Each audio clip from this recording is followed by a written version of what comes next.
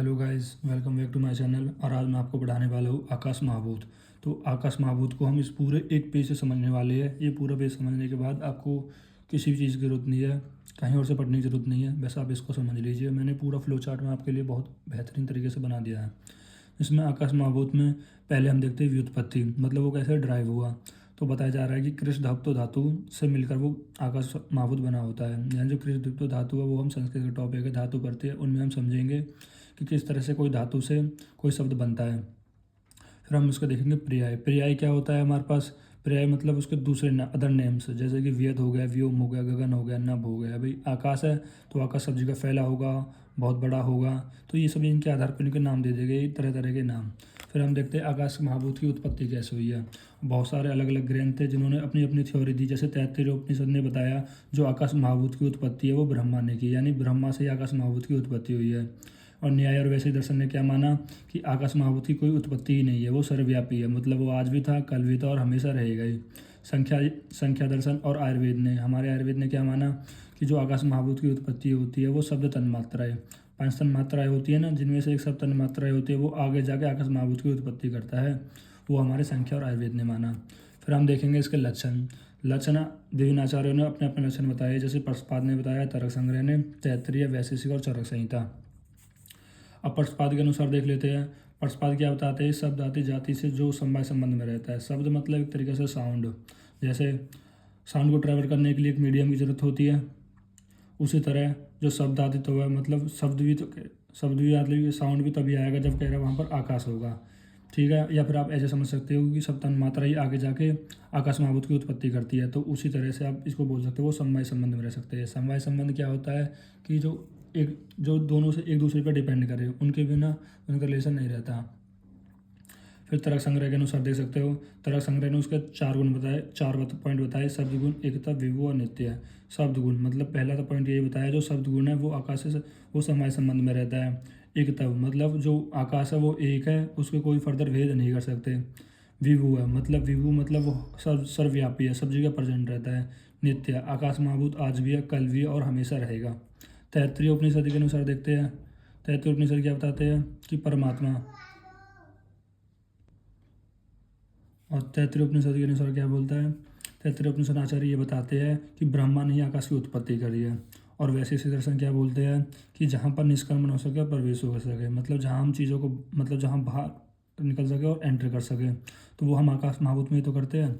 और चरक संहिता क्या कहती है? अप्रतिघात, मतलब अप्रतिघात का मतलब होता है इसका रूप, मतलब स्पर्श, मतलब प्रतिघात का मतलब होता है स्पर्श, और ए का मतलब होता है नहीं, मतलब जिसको आप स्पर्श ना कर सको उसको बोलते हैं अप्रतिघात। तो वो चरक संहिता के अनुसार थे, क्योंकि आकाश को आप स्पर्श थोड़ी कर सकते हो। अब चरक संहिता का एक श्लोक भी था, इसको हम देखते हैं यहाँ पर, इस वाले में नहीं है, देखो, चरक संहिता का एक श्लोक भी था कि खर द्रव चलो उष्णत्व भूजल अनिल तेजसाम आकाश प्रतिघातु दृष्टलिंग यथाकर्मम। देखो ये यहाँ पर इसका मतलब ये मैंने यहाँ पर लिख रखा है कि ये महाभूत हो गए, यहाँ पर इसके लक्षण हो गए। तो आकाश, वायु, अग्नि, जल और पृथ्वी ये महाभूत हो गए। तो आकाश का लक्षण बताया गया है अप्रतिघात। अप्रतिघात का मतलब होता है जिसको आप स्पर्श नहीं कर सकते। और वायु का लक्षण होता है चल, मतलब जिसमें चल गुण प्रेजेंट हो। अग्नि होती है उष्ण, तो उष्ण। और जल में जल कैसा होता है? द्रव, मतलब लिक्विड होता है। पृथ्वी कैसे होती है? खरत्व, मतलब खर होता है, रफनेस जो जिसमें प्रेजेंट होती है वो पृथ्वी होती है। अगर आप अभी इन्हीं सबको याद कर लोगे तो आने वाले जो महाभूत है, वायु महाभूत, अग्नि महाभूत, जल महाभूत और पृथ्वी महाभूत, ये सभी लक्षण चरक संहिता के अनुसार यही प्रेजेंट होते हैं। तो अगर आप आकाश महाभूत को अच्छे से समझ लेते हो तो आपको आने वाली वीडियो में ज़्यादा दिक्कत नहीं होगी। तो ये देख लो, ये यहाँ पर याद कर लेना। और अब देखते हैं आगे, अब देखते हैं इसके गुण। प्रस्पाद के अनुसार, सुश्रु संहिता के अनुसार, चरक संहिता के अनुसार।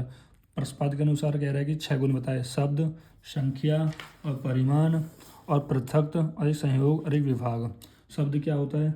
शब्द वही होता है मतलब जो आप श्रोत्र इंद्रियों से, शब्द मतलब एक आवाज़, एक साउंड, जिसको आप अपनी श्रोत्र इंद्रिय मतलब अपने कानों से सुन सको, उसको शब्द गुण कहते हैं। दूसरा होता है संख्या। आकाश महाभूत की संख्या मैंने कितनी बताई थी आपको? पहले भी बताई थी। आकाश महाभूत कितना होता है? एक होता है। एक तब मतलब आकाश महाभूत की संख्या एक होती है, उसको कोई फर्दर क्लासिफिकेशन नहीं होता। अब एक होता है, अब देखते हैं परिमाण। एक होता है परिमाण, एक होता है परिणाम। परिमाण क्या होता है? परिणाम क्या होता है? जो परिणाम है वो तो एक रिजल्ट हो गया। परिणाम मतलब एक परिणाम, एक संख्या, एक साइज, इस तरह से बताया जाए। परिमाण का मतलब यहाँ पर है कि आकाश का जो महत्व परिणाम है, महत्व परिणाम का मतलब है कि आकाश का बहुत बड़ी परिमाण है, मतलब एक बहुत लार्ज क्वांटिटी में है। और फिर हम पृथ्वक, पृथ्वक का मतलब होता है अलग अलग। जैसे ये हमारे पास महाभूत है, ये इनसे कैसे अलग है। जो आकाश महाभूत है, जो हमारे 9 कारण द्रव्य थे ना, आकाश, वायु, अग्नि, जल, पृथ्वी, काल, आत्मा, दिशा, मन, तो वो इन सबसे कैसे अलग है, पृथ्वक। फिर आता है संयोग और विभाग। संयोग का मतलब है जैसे संयोग और विभाग का मतलब एक साथ समझ लेते हैं कि आकाश महाभूत मतलब आकाश में कैसे संयोग और विभाग होता है। जैसे आप बोल रहे हो, तो आपकी जो आवाज़ है, आपकी जो साउंड है, वो आपसे विभाग हो रही है और किसी दूसरे को सुन रही है, तो उससे संयोग हो रही है। तो इस तरह से संयोग विभाग होता है। अब हम सुश्रुत संहिता के अनुसार देख लेते हैं आकाश के गुण। तो सुश्रुत संहिता आकाश का कौन सा गुण होता है, सत्व गुण होता है। तो इसको भी हम समझ लेते हैं एक वीडियो से नहीं, इससे कि सुश्रुत संहिता देखो, हमने यहाँ पर देखा था कि महाभूत है त्रिगुण है। त्रिगुण सत्व, रज और तम होते हैं, आप जानते हैं। महाभूत भी आप जानते हो, आकाश, वायु, अग्नि, जल और पृथ्वी होते हैं। तो आकाश में कौन सा होता है, इसको मैं याद करने की ट्रिक बता देता हूँ आपको, कैसे याद करोगे। त्रिगुण सबको याद होंगे, आकाश महाभूत सबको याद होंगे।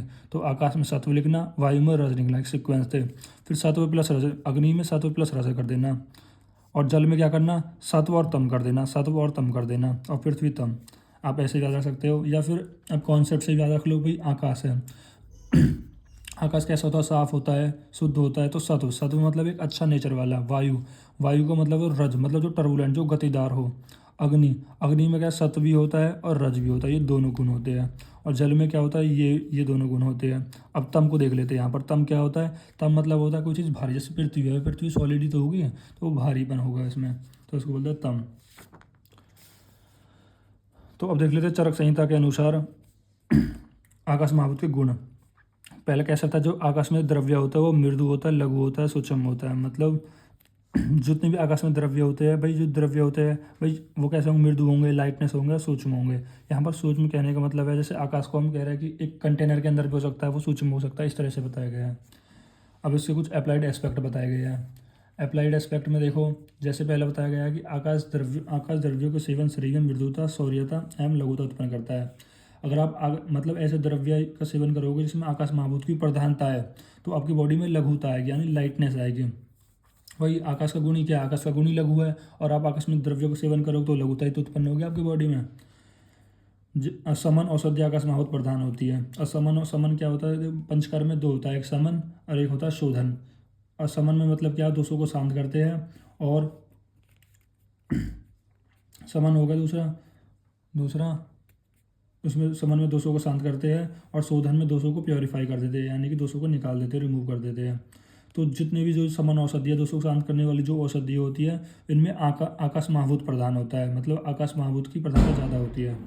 फिर दूसरा होता है स्रोतों को दूर, स्रोत अवरोध हो गया यहाँ पर, स्रोत अवरोध को दूर करने के लिए। अगर जैसे मान लो स्रोत अवरोध, स्रोतस क्या होते हैं, जो आपके अंदर चैनल्स होते हैं, उनमें जैसे सिराय, धमनी, इन सब में स्रोतस हो गए, तो ये सब स्रोतस ही होते हैं। तो अगर उनमें अवरोध आ जाए, तो आकाश ऐसे द्रव्यों को सेवन करना चाहिए जिनमें आकाश द्रव्यों की प्रधानता हो। क्योंकि आकाश में क्या होता है, आकाश का मतलब स्पेस जो हो कवर करे, और वो लाइटनेस होता है, तो वो क्या करेगा, जो स्रोतों से अवरोध हुए उनको दूर कर देगा। फिर आपने यहाँ पर देखा कि तिक्त में क्या होता है कि वायु प्लस आकाश, तो इनकी प्रधानता होती है। अब देखो, मैं यहाँ पर भी इसकी एक ट्रिक बता देता हूँ कि जो रस है, आपने 6 रस होते हैं, मधुर, अम्ल, लवण, कटु, तिक्त, कषाय। और महाभूत कितने होते हैं, हमारे महाभूत 5 महाभूत होते हैं, सबको पता है, ठीक है। तो आप इनको कैसे याद कर सकते हो कि 54, 53, 43, 23, 12, 52। ऐसे देखो यहाँ पर क्या है, 4, फिर 3 बार 3, और ये 2, इसको भी आप याद कर लेना कि क्या होगा। देखो 4 3 3 3, 4 3 3 3 और 2 2, इस तरह से हो जाएगा। और यहाँ पर तो आप देख लोगे, यहाँ पर आपको यह देख लेना है, क्योंकि कन्फ्यूज हो जाता है ना कि 53 52 किस में था। इसको याद करना, 50 54 53 43 23 12 52। अगर आपने इनको याद कर लिया, तो आपको सारे महाभूतों के जितने भी है वो सब याद हो जाएंगे। कैसे, जैसे 55 पे कौन सा नंबर आता है महाभूत का, तो आप जानते हैं 5वें पे आता है पृथ्वी। ये रहा ना कि आकाश, यहाँ पर देखो आकाश, वायु, अग्नि, जल, पृथ्वी। 5वें पे कहना है पृथ्वी। और चौथे नंबर पे कौन होता है, चौथे पे होता है जल, तो पृथ्वी प्लस जल। ऐसे 5 और 3, 5 पे कौन है पृथ्वी, और 3 पे कौन है अग्नि, तो अमल में आ जाएगा पृथ्वी प्लस अग्नि। और 4 पे कौन सा है जल, और 3 पे कौन सा है अग्नि, तो 11 में आ जाएगा जल प्लस अग्नि। अगर आपने ये ट्रिक याद कर ली, तो आपके जितने भी रस है उनमें कौन से महाभूत है वो सब आपको याद हो जाएंगे। Thank you guys. अगर आपको वीडियो अच्छी लगी हो, अगर इस फॉर्मेट में वीडियो अच्छी लगी हो 1 पेज में, तो मैं आगे से ऐसी वीडियो बनाऊंगा। Thank you.